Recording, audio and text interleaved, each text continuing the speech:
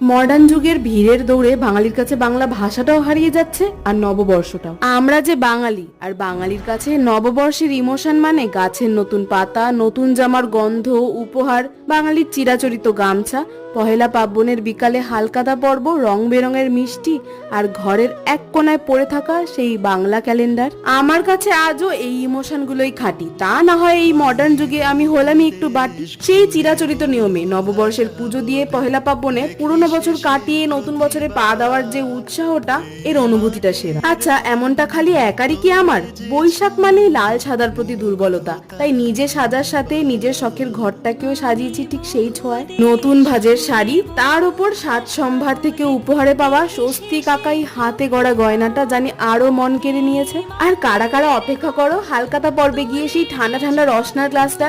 আমি তো কটা মিষ্টির বাক্স আর ক্যালেন্ডার পেলাম, গুনতির খাতায় লিখতে ভুলি না। রাধে রাধে।